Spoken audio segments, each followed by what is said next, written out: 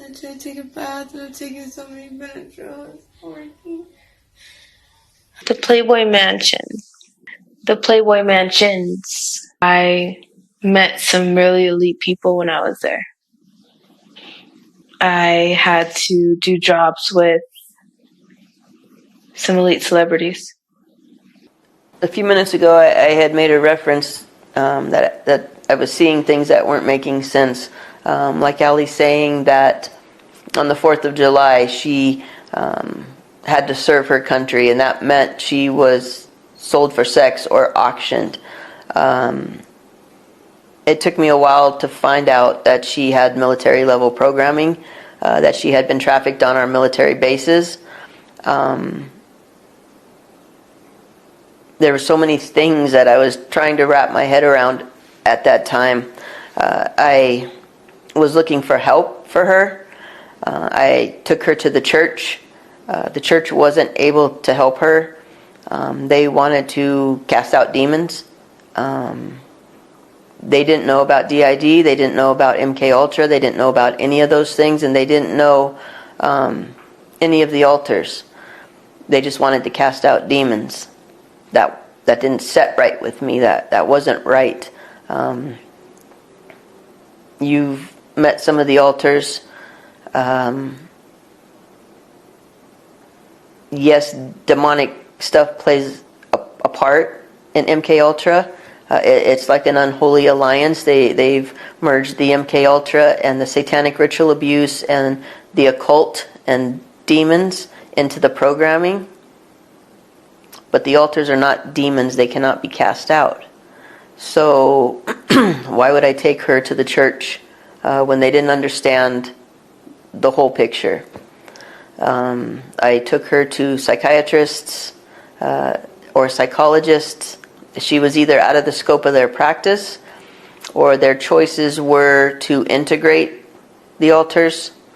That didn't set right with me either. Knowing what I know now about the field of psychology, it's very corrupt. If you look at the founding fathers of psychology, Skinner and Erickson and Freud, they were doing MK Ultra programming. They were doing human experiments on children. They were very evil. The bulk of psychology, the field of psychology, is to catch and watch out for any MK Ultra survivors that might be having their programming break and might be trying to speak out. It's to catch them and reset them, to reprogram them. So none of that set right with me. I have individual relationship with each of Allie's altars, just as you would if you had 3 kids. You have an individual relationship with each one of those 3 children.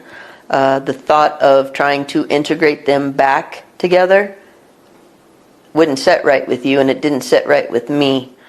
They wanted to do hypnosis on Allie. I did take her just out of desperation to one psychologist who knew about altars. that kind of won me over right away, because that was the first person I was able to find. I was calling around and looking around as far away as 5 and 6 states over from where we were at. I was willing to drive her. I was willing to take her anywhere if there was somebody that could offer her some help. So this was the only person that I was able to find that understood altars, and he had a hypnotic solution. He would kind of put them in a hypnotic trance. He would try to get them to hypnotically process the pain and the trauma out.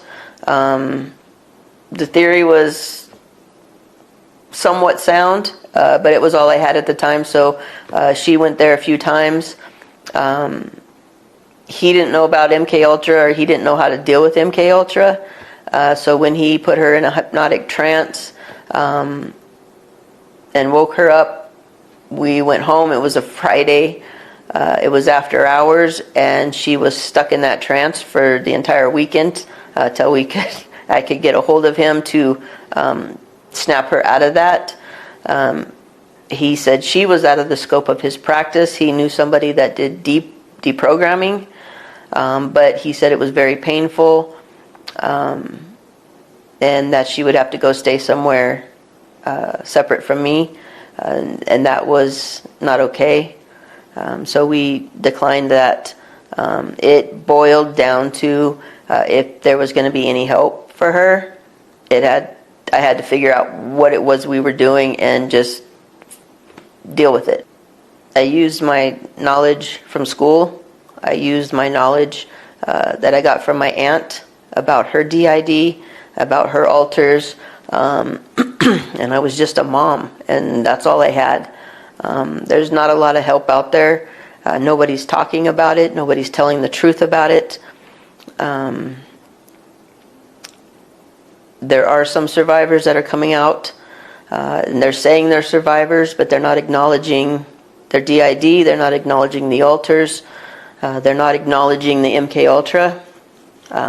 Everybody's glossing over it. Everybody's setting up camp at the sex trafficking, and I think that's a distraction to keep you from looking further, because when you see how far and deep this goes, you'll never be the same. For integration, the concept is, okay, so if you are raised in a normal home, and you don't have any trauma, but you do get in a car accident, and that's traumatic, and you are fearful, maybe even in pain. When I was talking earlier about that uncontrollable shaking just from the shock of it, that's enough to split somebody. You will split off from your core personality.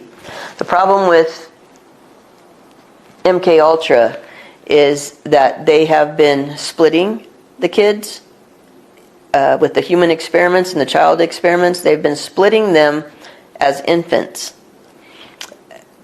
When you look at Allie's CPS reports, they start at 3 months old for sexual abuse. If you know anything about psychology or human development, you know that a child's personality doesn't start developing till later. So when they're starting to split the kids as infants, they've not had time to develop their personality.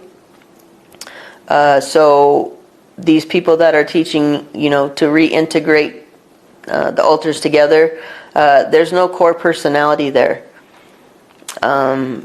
So they're creating a mess. One of the other options is the EMDR, that tapping, tracking, trying to get your mind to kind of come out of the groove of trauma.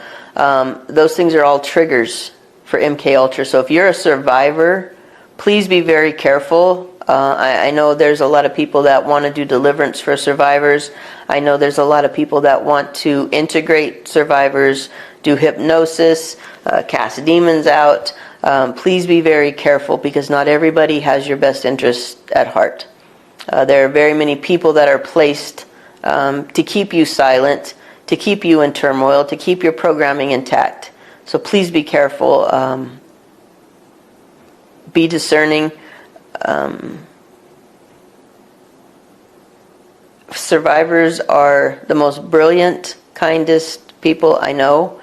If I had to face a gun battle, if I had to go to war, if I needed somebody to stand in my corner, I would take a MK Ultra survivor any day of the week. They're kind, they're caring,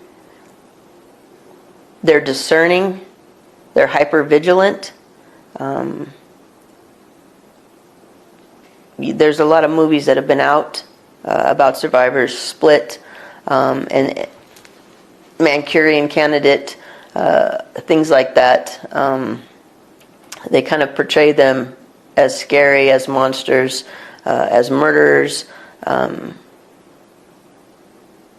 That's usually not the case. That can be the case, but that's nothing I would be fearful of.